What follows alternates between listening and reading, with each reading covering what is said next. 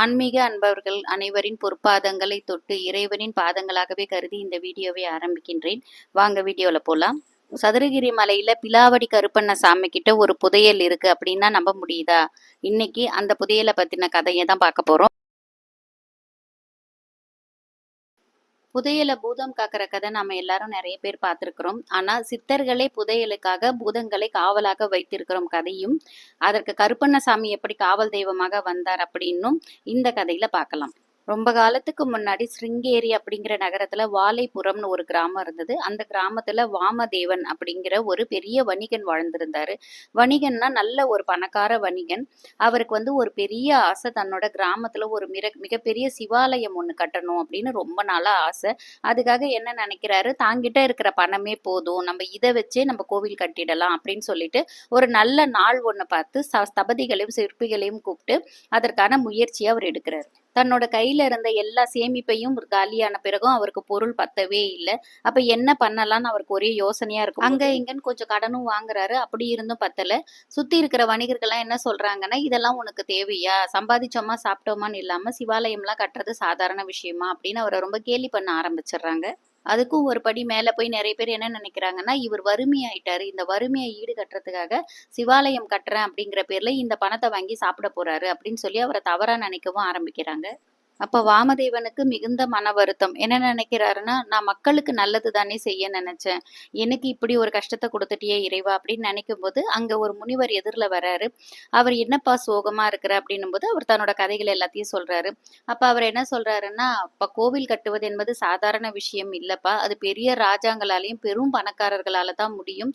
இருந்தாலும் நீ முயற்சி எடுத்துட்ட, பாதியில நிக்கிற, இதுக்கு ஏதாவது ஒரு வழி வேணும்னா சதுரகிரி மலையில பெரும் சித்தரான காலங்கிநாதர் அப்படிங்கிற ஒரு சித்தர் இருக்கிறாரு, அவர் காலடியை போய் புடிச்சிக்கோ, அவர் ஏதாவது உனக்கு ஒரு வழி காட்டுவாரு அப்படின்னு சொல்றாரு. காலங்கிநாதர் அப்படிங்கிறவர் நம்ம அனைவருக்கும் தெரியும், 18 சித்தர்களில் மிகவும் முதன்மையானவர்.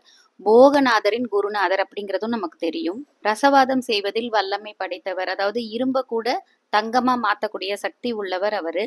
வாமதேவர் அவரை பார்க்க போறாரு. அவர் பார்க்கும்போது அவர் தியானத்துல இருந்தாரு. அவர் தியானத்தை கலைக்க கூடாதுன்னு அப்படியே நிக்கிறாரு. இருந்தாலும் குருநாதருக்கு தெரியும் இல்லையா, அவர் தான் ஞான கண்ணுல பாப்பாரு. யாரோ ஒருத்தர் நமக்காக நிக்கிறாங்களேன்னு கண்ணை திறந்து பாக்குறாரு. யாரப்பா நீ, எதற்காக இங்க வந்திருக்கிறாய் அப்படின்னு கேட்கிறாரு. அதற்கு வாமதேவர் தன்னுடைய கதைகள் அனைத்தையும் சொல்றாரு. இருந்தாலும் காலங்கிநாதர் அவரோட ஞானத்துல பார்க்கலாம், ஆனாலும் அவர் இவரை சோதிக்க நினைக்கிறாரு. இவர் உண்மையாவே மனநிலை பொருந்திதா இருக்கிறாரா, இல்ல தன்னோட கஷ்டம் அதிகமாகும் போது விட்டுட்டுறாரா பார்க்கலான்னு சொல்லிட்டு அவர் எதுவுமே பேசல. அது மட்டும் இல்லாம அந்த காலத்திலேயே கோவில் திருப்பணி அப்படின்னு சொல்லி பணம் பறிக்கிற கும்பல் அப்பயுமே இருந்தது. வாமதேவர் மட்டும் கண்டிப்பா நினைச்சிட்டாராம், இனி இவரை விட்டா நமக்கு வேற வழி கிடையாது, எப்படியாவது சிவாலயம் நமக்கு கட்டியே ஆகணும், நமக்கு இறைவன் காட்டிய கடைசி வழி இதுதான் சொல்லி அங்கேயே இருந்து அவருக்கு சேவைகள் பண்ண ஆரம்பிச்சிட்டாராம்.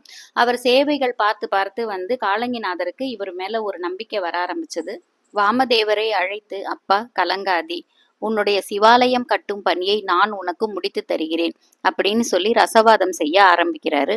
தங்கம் செய்வதற்காக அவர் பயன்படுத்திய சில பொருட்களின் பெயர் என்னன்னா, உரோம வேங்கை, உதிர வேங்கை, சோதி விருட்சம், கருநெல்லி, அப்புறம் நிறைய மூலிகைகள்.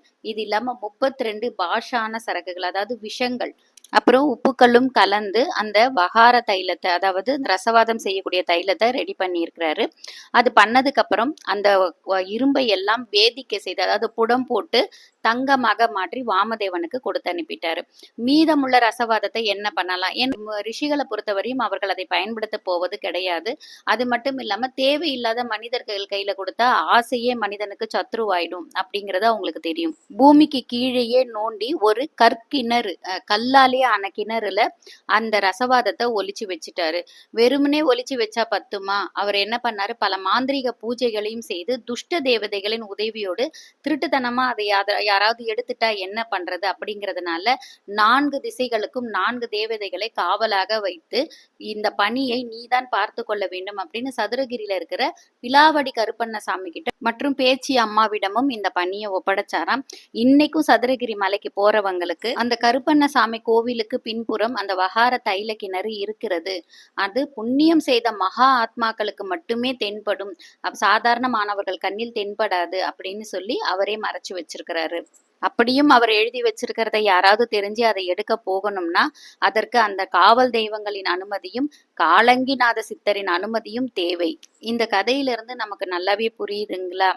புதையல் காப்பதற்கு பூதங்களை ஏன் அமைத்தார்கள் அப்படின்னு நம்ம நல்லா தெரிஞ்சுக்கலாம்.